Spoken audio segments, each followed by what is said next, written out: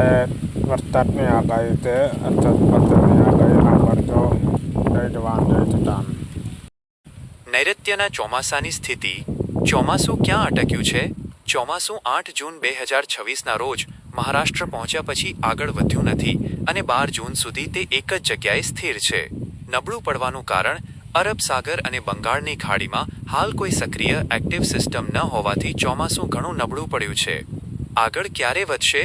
13 જૂન આસપાસ ચોમાસું ધીમી ગતિએ થોડી મૂવમેન્ટ કરી શકે છે. લાંબો સમય બ્રેક નહીં રહે. ગુજરાતમાં પ્રવેશ. 15 જૂન આસપાસ વલસાડ જિલ્લાથી ચોમાસું ગુજરાતમાં પ્રવેશ કરે તેવી સંભાવના છે, પરંતુ તેની શરૂઆતની ગતિ નબળી રહેશે. વરસાદના તબક્કા. વરસાદ સાર્વત્રિક બધે એકસાથે નહીં થાય.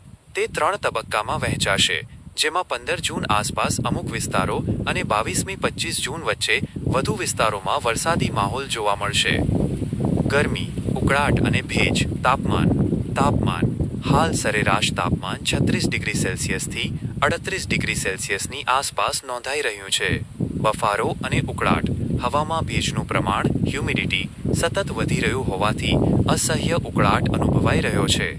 રાહત ક્યારે મળશે? સમગ્ર જૂન મહિનો એટલે કે 30 જૂન સુધી ઉકળાટમાંથી કોઈ રાહત મળવાની શક્યતા નથી. જે વિસ્તારોમાં વરસાદ પડશે ત્યાં પણ વરસાદ પછી બફારો ચાલુ રહેશે. હજુ આગામી 18મી 20 દિવસ આ સ્થિતિનો સામનો કરવો પડશે. પવનની ગતિ. વધારે ઝડપ.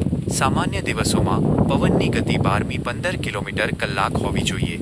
તેના બદલે હાલ 25મી 27 કિલોમીટર કલાકની ઝડપે પવન ફૂંકાઈ રહ્યો છે. પવનના ઝટકા ગસ્ટિંગ. પવનના ગતિના ઝટકા 30મી 32 કિલોમીટર કલાક સુધી પહોંચી રહ્યા છે. પવન ક્યારે ધીમો પડશે? જ્યાં સુધી ગુજરાતમાં ચોમાસાનો વિધિવત પ્રવેશ નહીં થાય ત્યાં સુધી પવનની ઝડપ ઓછી થવાની શક્યતા નહિવત છે. નોંધ: હવામાન નબળું હોવા છતાં ચોમાસું ટૂંક સમયમાં ગતિ પકડશે. નવી અપડેટ્સ માટે social media, YouTube, Facebook, Instagram પર જોડાયેલા રહો અને આ માહિતી અન્ય ગ્રુપમાં શેર કરો.